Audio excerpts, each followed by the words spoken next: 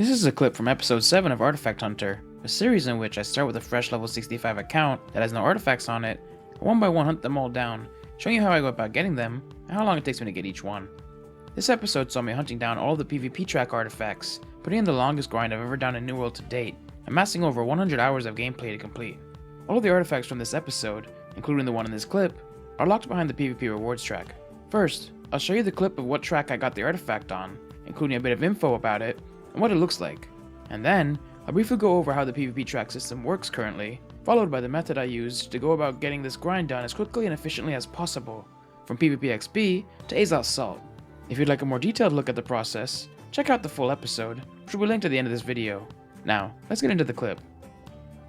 On track 53, I get the iconic Greatsword artifact Serenity. This artifact comes with the unique perk of Balanced Blade, which makes it so when you're in offensive stance, you gain plus 2% in power per attack for 5 seconds, with a max stack of 10 stacks. Or, if you're in the defense stance, you gain plus 2% Fortify when hit for 5 seconds, with a max stack of 10 stacks. Along with Trenchant Strikes, Trenchant Crits, Refreshing Move, and a final perk of your choice. When it comes to looks, this artifact looks awesome, much like the rest of the Greatsword models. Let me go over how the PvP track reward system currently works when it comes to artifacts. Artifacts can only spawn from checkpoint 3 on a reward track, and only at certain levels. For starters, there's a chance for an artifact on tracks level 29 and 39, and then, from tracks 50 to 200, there's a larger chance. When it comes to the percentages, we have Zelenin over on Reddit to thank for these numbers, but you have a whopping 98% chance at an artifact from tracks 50 to 99, and the odds decrease significantly after that, as seen on screen.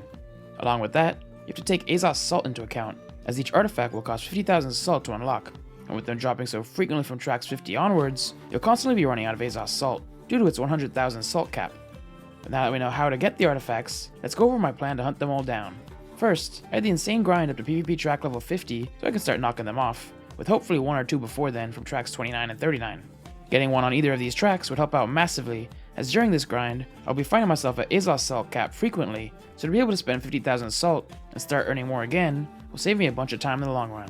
Then, once I hit track level 50, my grind will be more based on getting Azoth Salt, as I'll want to unlock 1 artifact per track level from then on, and I will be getting track levels a lot quicker than I will be getting 50,000 salt.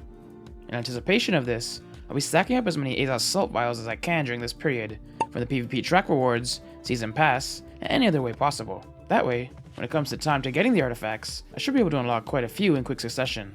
But what will I be doing during this period to earn PvP XP and level my PvP tracks?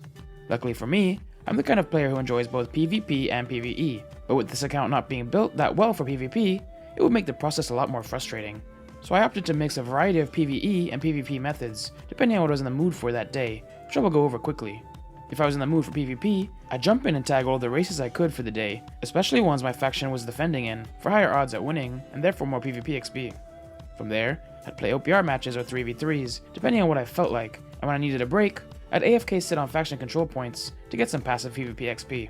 If you're looking for a guide on how I go about faction control points, I'll link one in the video description. If I wasn't in the mood for PvP, or I was getting frustrated with it, I'd focus more on PvE methods, which I'll quickly go over.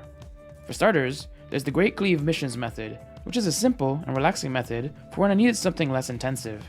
A video going over how I go about doing this method will be linked in the description as well, and at the end of this video. Or, I would join OPR matches and just build up bases while avoiding PvP, which I also have a guide on that will be linked in the video description for those of you who want to PvE and OPR. Then, like previously mentioned, when I needed a break from the game, I'd sit AFK on faction control points to gain some passive PvP XP. I did a combination of things to get my salt. When I felt in the mood for PvP, I'd jump into some OPR matches and races, especially ones where we were defending, as a good source of salt. Or, if I wasn't in the mood for PvP, I'd farm corrupted breaches while flagged up, getting 1,500 salt every couple of breaches closed. Plus, I would run the previously mentioned Great Cleave missions method on occasion as well, to change things up. I would also put all of the gold I was earning in this period into doing the Infused Alkahest method to earn Azoth Salt on the side, which is a method I made a video going over that will be linked in the video description below. Sometimes I would even just pay people to come let me kill them outside Everfall Gate, 500 coins per person, to get fast and easy salt.